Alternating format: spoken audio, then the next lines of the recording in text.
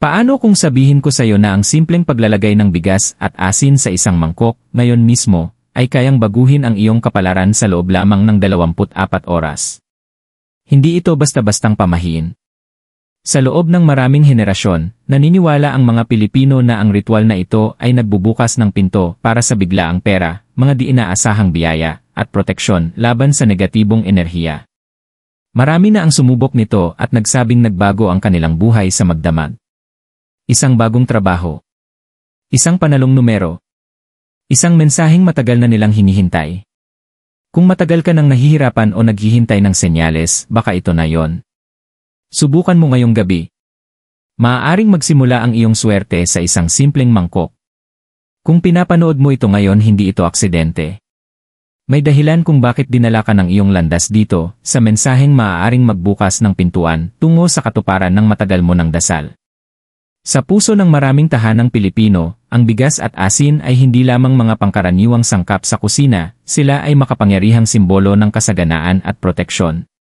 Kapag pinagsama sa isang tahimik na ritual, nagiging higit pa sila sa mga sangkap. Nagiging magneto sila ng mga biyaya. Kung ikaw ay nananabik sa tulong pinansyal, kaliwanagan ng espiritu, o panibagong simula, maaaring ito ang unang hakbang mo. Ngunit gumagana lamang ito kung bukas ang iyong puso at malinaw ang iyong hangarin.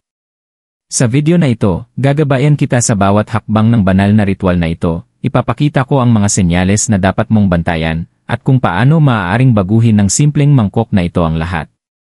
Handa ka na ba?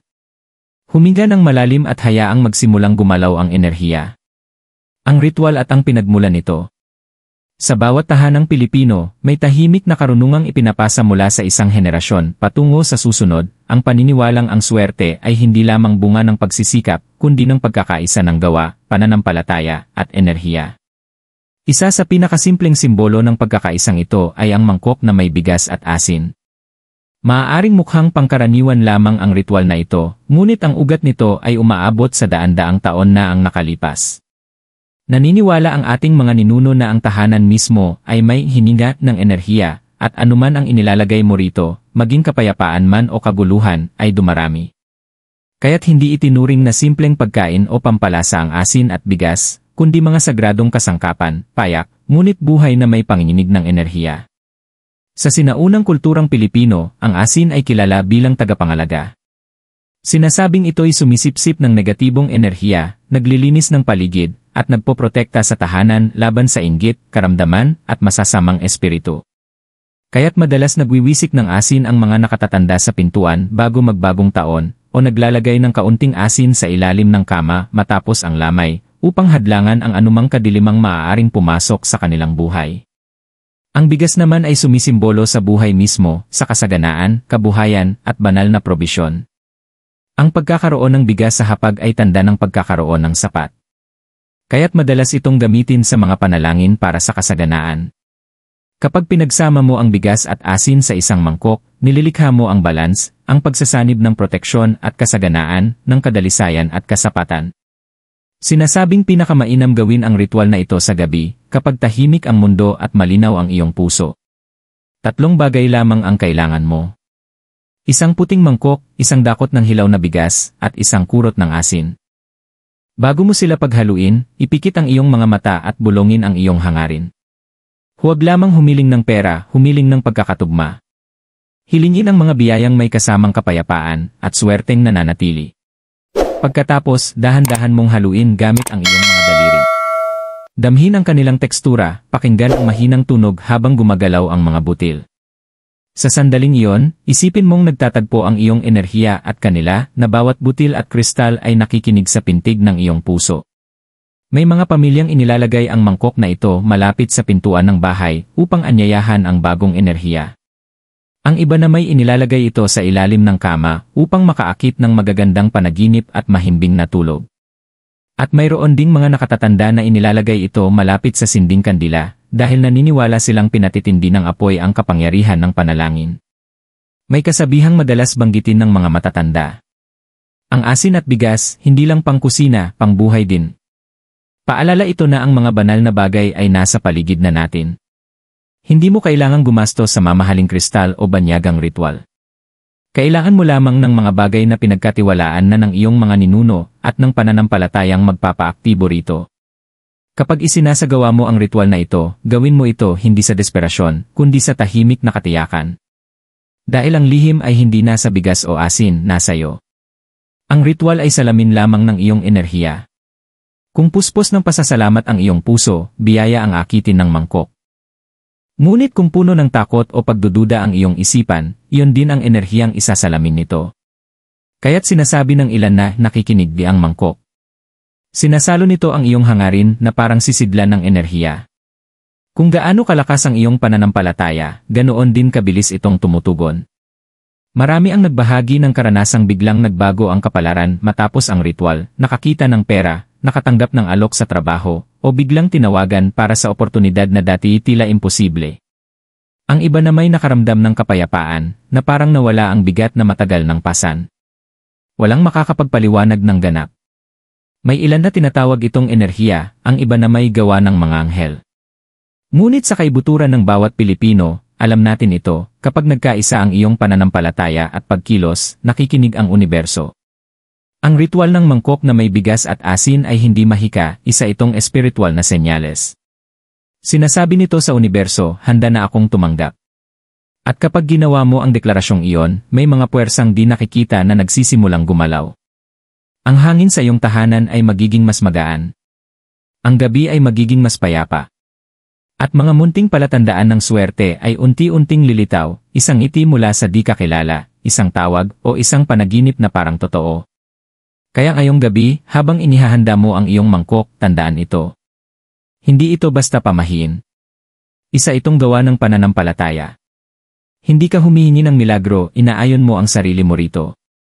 Sapagkat sa katahimikan ng gabi, kapag kumikislap ang kandila at tahimik na nagpapahinga ang mga butil, may kakaibang paggalaw na nagsisimula.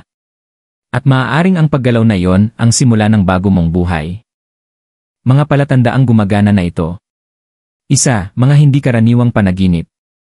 Maraming tao ang nagsasabing nagkaroon sila ng malinaw o makahulugang panaginip sa loob ng 24 oras matapos isagawa ang ritual na ito. Maaaring mapanaginipan mo ang malinaw na tubig, hagdanan, mga barya, mga ibon, o kahit isang boses na tumatawag sa iyong pangalan. Hindi ito mga random na imahe, mga palatandaan ito na gumagalaw na ang enerhiya. Sa kulturang Pilipino, ang panaginip tungkol sa umaagos na tubig ay sumisimbolo ng paparating na kasaganaan. Kung nanaginip ka na may tinatanggap ka, kahit maliit lamang, ito ay kumpirmasyon, nagsimula ng kumilos ang mangkok. 2, biglang katahimikan sa hangin. Isa sa pinakamagandang senyales ay ang pakiramdam ng kapayapaan. Parang biglang gumaan ang paligid mo. Tumahimik. Parang may bigat na nawala.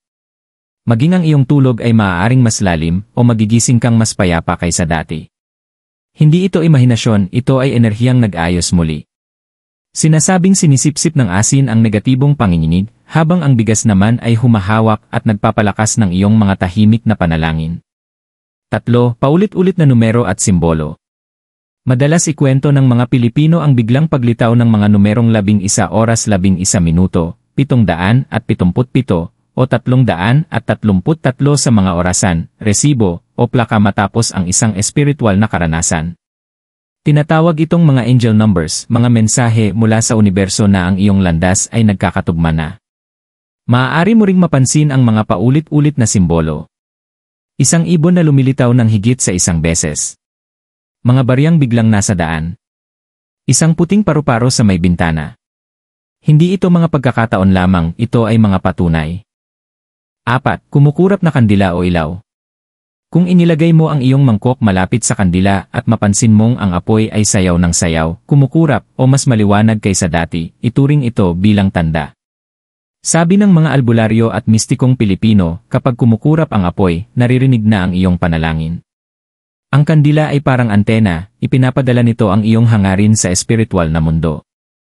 May ilan ding nagkukwento ng kakaibang galaw ng kuryente, kumukurap na ilaw, sandaling nag-freeze ang cellphone, o malamig na simoy sa loob ng tahimik na silid. Mga kumpirmasyon nito na aktibo ang ritual. 5, maliit na biyaya sa loob ng 24 oras. Minsan, hindi na naghihintay ng matagal ang bigas at asin. Isa sa pinakamasayang senyales ay ang biglang pagdating ng isang maliit, ngunit makahulugang biyaya matapos mong gawin ang ritual. Maaaring ito'y perang hindi mo inaasahan, isang paghinging tawad, mensahe mula sa isang taong namin mismo, o isang oportunidad na akala mo'y sarado na. Maaaring hindi ito engrande, ngunit mararamdaman mong tama ito. May kakaibang pakiramdam ng pagkakatugma, parang sinadya ito ng universo. 6. Biglang pagbabago ng damdamin. Maraming Pilipino ang nagsasabing matapos gawin ang ritual, nakaramdam sila ng biglang paggaan, parang natunaw ang mga taon ng pag-aalala sa loob lamang ng isang gabi. Maaaring mapaluha ka, matawa, o makaramdam ng init sa iyong dibdib. Ito ang mas malalim na gawain ng mangkok, hindi lamang pag-akit ng swerte, kundi paglilinis ng mga emosyonal na harang na pumipigil sa biyaya. Magtiwala sa mga palatandaan. Kapag kahit isa man lamang sa mga palatandaang ito ang lumitaw, huminto sandali, ngumiti, at ibulong. Nakikita ko ang palatandaan. Salamat. Ang munting sandali ng pasasalamat ay lumilikha ng feedback loop, habang mas pinapansin mo ang mga senyales, mas lumalakas ang iyong mga manifestasyon. At tandaan, hindi lahat ng tanda ay may kasamang kislap o ingay. Minsan, ang pinakamalalaking milagro ay nagsisimula sa isang tahimik na bulong, isang sindi ng kandila, o isang damdamin sa dibdib. Kaya manatiling gising. Manatiling bukas. Sapagkat kapag nagsimulang gumalaw ang enerhiya ng bigas at asin, nakikinig ang universo, hindi sa malakas na tinig, kundi sa malinaw na mensahe. At maaaring ang susunod mong biyaya ay papalapit na. Impluwensya ng mga zodiac, kanino pinakamalakas ang ritual? Taurus, ang tagapagpahayag ng mga himalang materyal. Kung ikaw ay isang Taurus, malalim ang iyong ugat sa pisikal at materyal na mundo. Hinahangad mo ang kaginhawaan, katatagan, at seguridad, hindi lamang sa emosyon, kundi pati na rin sa pinansyal. Kaya't para sa iyo, mas mabisa ang ritual ng bigas at asin. Ang Taurus ay tumutugon sa mga ritual na nakaugat sa kalikasan. Ang bigas, butil mula sa lupa, at ang asin, tagapaglinis mula sa dagat, ay lumilikha ng balanse na likas na nauunawaan ng enerhiya ng Taurus. Kapag ginawa mo ang ritual na ito, ituon ang iyong hangarin sa pinansyal na pagkakatugma, katatagan, o proteksyon ng pamilya. Pansinin kung gaano kabilis lilitaw ang mga senyales, maaari kang maenganyong mag-ayos ng bahay, maglinis ng kalat, o gumawa ng espasyo para sa mga bagong biyaya. Lahat ng ito ay palatandaan na nagbabago na ang iyong panginginig. Tip sa pagpapamanifest para sa Taurus, maglagay ng berdeng kandila sa tabi ng mangkok upang buhayin ang enerhiya ng kasaganaan. Ang berde ang iyong mapalad na kulay. Cancer, ang tagapangalaga ng enerhiya ng mga ninuno. Para sa Cancer, ang lahat ay emosyonal, espiritual, at malalim na konektado sa nakaraan. Ikaw ay Cancer, mararamdaman mong pamilyar ang ritual na ito, parang isang bagay na tahimik na ginagawa ng iyong lola tuwing gabi, habang binubulong ang mga panalangin sa hangin. Ang mangkok ng bigas at asin ay nagdurugtong sa iyo sa karunungan ng mga ninuno. Maaari kang makaramdam ng emosyonal na paglabas o managinip ng mga yumao mong mahal sa buhay. Banal na palatandaan ito, tinatanggap ng iyong mga ninuno ang iyong hangarin. Dahil pinamumunuan ka ng buwan, ang mga ritual na ginagawa sa gabi o sa ilalim ng liwanag ng buwan ay lalong makapangyarihan. Tip sa pagpapamanifest para sa Cancer, ilagay ang mangkok malapit sa larawan ng pamilya o isang pamanang bagay. Sindihan ang puting kandila at magdasal sa iyong mga ninuno. Sabihin ng malakas, pagpalain ang tahanang ito at lahat ng naninirahan dito. Capricorn, ang tahimik na umaakyat na tumatanggap ng mga lihim na milagro. Hindi humihingi ng tulong ang Capricorn. Tahimik silang nagsusumikap, madalas buhat ang bigat ng iba, nang walang reklamo. Ngunit iyon mismo ang dahilan kung bakit napakamakapangyarihan ng ritual na ito para sa iyo, Capricorn. Hindi mo kailangan ng malalakas na pagpapakita ng himala. Kailangan mo ng mga tahimik ngunit matitinding biyaya, mga alok sa trabaho, solusyon, oportunidad, o mensaheng dumarating kapag handa ka ng sumuko. Ang mangkok ng bigas at asin ay tugma sa iyong disiplinadong enerhiya, simple, matatag, at may layunin. Kapag inaktibo mo ang ritual na ito, maaaring maramdaman mo ang kakaibang katahimikan, parang biglang nabawasan ang bigat sa iyong dibdib. Tip sa pagpapamanifest para sa Capricorn, isulat ang iyong hangarin sa papel at ilagay ito sa ilalim ng mangkok. Hayaan mong maging binhi ng iyong tagumpay ang mga salitang iyon. Sagittarius, ang mananaginip na umaakit ng swerte. Pinamumunuan si Sagittarius ni Jupiter, planeta ng swerte, pagpapalawak, at banal na tiyempo. At kapag ginawa ni Sagittarius ang ritual na ito, mabilis kumilos ang enerhiya. Kung ikaw ay Sagittarius, hindi lang yaman ang akitin ng mangkok, kundi direksyon. Maaari kang biglang magkaroon ng linaw sa isang desisyong matagal mong iniiwasan o makatanggap ng oportunidad upang palawakin ang iyong buhay sa pamamagitan ng paglalakbay, pagkatuto, o espiritual na paglago. Pagkatapos ng ritual, huwag magulat kung may taong mula sa malayo na biglang makipag-ugnayan sa iyo o may coincidence na magbubukas ng bagong pinto.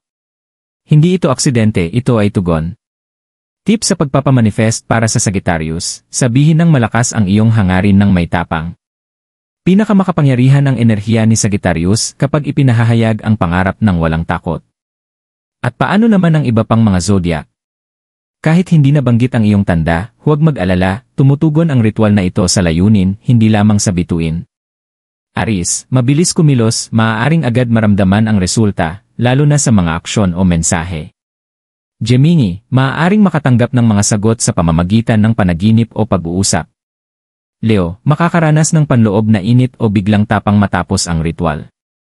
Virgo, mapapansin ang mga maliliit na pagbabago sa enerhiya ng paligid o kalinawan ng isipan. Libra, mararamdaman ang balanse sa relasyon o kapayapaan sa sarili. Scorpio, malalim na emosyonal na paghilom, maaaring magbitaw ng lumang sakit. Aquarius, tatanggap ng biglaang inspirasyon o pangitain lalo na sa gabi.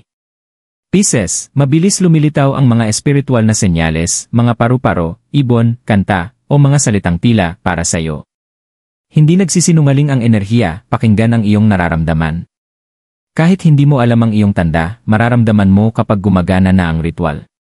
Ang kakaibang init sa dibdib, ang payapang paghinga, o ang pakiramdam ng hindi ko alam kung bakit, pero alam kong may paparating mga bulong ito ng tadhana na unti-unting bumubukas. At tandaan, hindi ikaw kontrolado ng mga bituin. Ginagabayan ka lamang nila. Ikaw pa rin ang lumilikha ng iyong kapalaran. At sa isang mangkok, isang hangarin at isang bulong nagsimula na ito. Gabay sa pagpapamanifest, paano isagawa ang ritual para sa pinakamabisang epekto. Hakbang 1, linisin ang iyong enerhiya at kapaligiran. Bago simulan ang ritual, mahalagang linisin ang iyong katawan at ang paligid mo. Maaari mo itong gawin sa pamamagitan ng isang tahimik na paligo o shower habang iniisip mong umaalis ang lahat ng negatibong enerhiya sa iyong katawan. Pagsisindi ng puting kandila o insenso, pabango, malapit sa iyong altar o bintana. Pagbulong ng mga salitang ito. Tanging liwanag lamang ang papasok. Tanging kapayapaan lamang ang mananatili. Naniniwala ang matatandang Pilipino na ang mga espiritu at enerhiya ay nananatili sa magulong lugar, kaya't ang malinis at payapang espasyo ang pinakamagandang simula ng anumang ritual ng pagpapamanifest. Hakbang 2, ihanda ang iyong sagradong mangkok. Kakailanganin mo ng isang maliit na puting mangkok para sa kadalisayan. Isang dakot ng hilaw na bigas para sa kasaganaan. Isang kurot ng asin sa bato o asin sa dagat para sa proteksyon. Habang inilalagay ang bigas sa mangkok, bulongin. Naway dumami ang mga biyayang nakalaan para sa akin. Pagkatapos, idagdag ang asin at sabihin. Naway protektahan ako ng asin na ito laban sa anumang hindi para sa akin. Dahan-dahan mo itong haluin gamit ang iyong mga daliri. Damhin ang bawat butil, pakinggan ang kanilang kaluskos. Hindi ka lang humahawak ng pagkain, inaaktibahan mo ang enerhiya. Gawin ito ng may kapanatagan at kabagalan, hayaan mong naroon ang iyong espiritu sa bawat galaw. Hakbang 3, itakda ang iyong hangarin, maging malinaw, maging tapat. Ipikit ang iyong mga mata at bigkasin ng malakas ang iyong hangarin. Mas malinaw kang naririnig ng universo kapag deklarasyon ang iyong ginagawa, hindi lamang hinihiling. Maging tiyak ngunit taos sa puso. Halimbawa, tinatawag ko ang kapayapaan, katatagan, at tuloy-tuloy na daloy ng biyaya. Binubuksan ko ang sarili ko upang tanggapin ang mga di-inaasahang pagpapala at bagong oportunidad. Humihiling ako ng kaliwanagan at proteksyon para sa aking pamilya at tahanan. Mahalaga, iwasan ang negatibong pananalita tulad ng ayokong malubog sa utang. Sa halip ay sabihin, tinatanggap ko ang kalayaan sa pananalapi. Ang universo ay tumutugon sa malinaw na direksyon, hindi sa kalituhan. Hakbang 4, tamang paglalagay at oras. Mahalaga kung saan mo ilalagay ang mangkok. Narito ang mga tradisyonal na lokasyon ayon sa paniniwalang Pilipino. Malapit sa pintuan ng bahay upang salubungin ang bagong enerhiya at kasaganaan. Sa ilalim ng kama o malapit sa ulunan upang maimpluwensyahan ang mga panaginip at isipan. Sa tabi ng sinding kandila upang mapalakas ang espiritual na koneksyon at enerhiya. Pinakamainam na oras upang isagawa ito. Sa pagitan ng siyam-iya at hating gabi, kapag tahimik ang mundo at bukas ang enerhiya. Tuwing Huwebes o Biyernes, mga araw na naugnay sa yaman, atraksyon, at enerhiya ni Venus. Sa panahon ng waxing moon o full moon, kung kailan ang enerhiya ay lumalawak at sumusuporta sa paglago. Hakbang 5, mga opsyonal na sagradong pampalakas. Kung nais mong palakasin pa ang ritual, subukan ang mga tradisyonal na elementong Pilipino. Pulang sinulid, red thread, itali sa iyong pulso pagkatapos ng ritual bilang proteksyon, laban sa inggit at upang makaakit ng mabubuting tao. Mga barya, maglagay ng 3 barya sa paligid ng mangkok na hugis at sulok upang akitin ang daloy ng pera. Dahon ng laurel na may iyong pangalan, isulat ang iyong buong pangalan at hangarin sa dahon ng laurel at ilagay ito sa ilalim ng mangkok para sa dagdag na konsentrasyon. Basong tubig, ilagay sa tabi ng mangkok upang sumipsip ng mabigat na emosyon at linisin ang iyong espiritual na enerhiya. Itapon ang tubig pagkalipas ng 24 oras. Hakbang 6, isara ang ritual sa pasasalamat. Pagkatapos ng ritual, maupo ng tahimik sandali. Pakinggan ang tibok ng iyong puso. Pansinin ang iyong paghinga. Pagkatapos, bulongin. Salamat, Universo. Tiwala akong ang nakalaan para sa akin ay papalapit na. Ang mga salitang ito ay makapangyarihan, nagpapakita ng tiwala, pagpapakumbaba, at pananampalataya. At tandaan, ang pananampalataya ang pinakamalakas na magnet ng biyaya. Pag-aalaga at pag-reset. Iwanang hindi gagalawin ang mangkok sa loob ng 24 oras. Kung nais mo, maaari mo itong panatilihin ng mas matagal, basta't huwag hayaang maalikabukan o mapuno ng negatibong enerhiya. Pagkatapos ng ilang araw, o kapag naramdaman mong tapos na ang layunin nito, maaari mong ibaon sa lupa bilang simbolo ng pagbitaw.